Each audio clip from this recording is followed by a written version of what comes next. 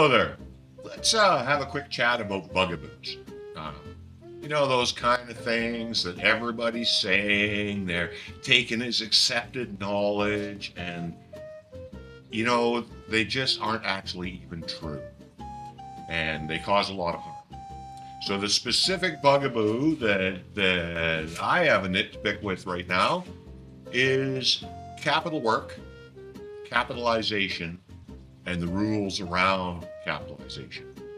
Now, I'm not here to suggest these things aren't important. The rules and regulations around capitalization are exceedingly important, and they can be quite complex, which is why I would always advise that you use actual finance team accountants for dealing with this kind of stuff. However, the nit I have to pick, and the bugaboo that many of our operations are facing, is the who does the work part.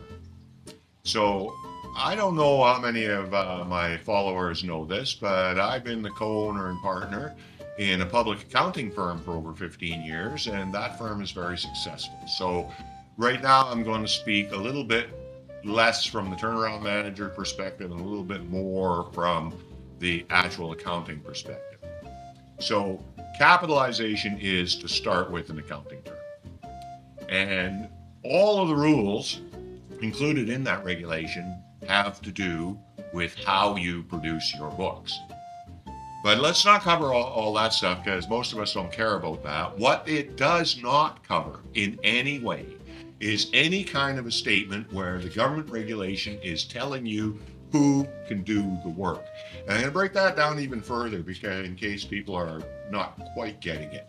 There is nothing in the rules for capitalization that says that the people managing and executing capital work need to be different contractors and management people than the people executing non-capital work. That is a myth. It may be true in your operation. I don't want to get into a debate about that, but you need to understand, if that is true in your operation, then that is an internal political thing. It is not a real thing. It is not anything to do with the regulations around capitalization. And just as a final point on that, because this is where it all leads to anyway, when we look at the 30% or so of operators that can knock a turnaround right out of the park, they can come in complete ahead of their curve, they come in at under budget, they finish ahead of time. All of those success stories come from fully integrated turnarounds, working under one team, one process, and one manager. Those teams that see those insane successes do all the work under the turnaround process. One process, which coincidentally has been designed specifically for executing brownfield.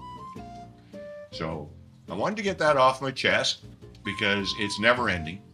And I'm sure everybody that's listening's heard it over and over again. Oh no, the turnaround team can't look after that. That's capital. Well, that may be a company rule, but it isn't a real rule.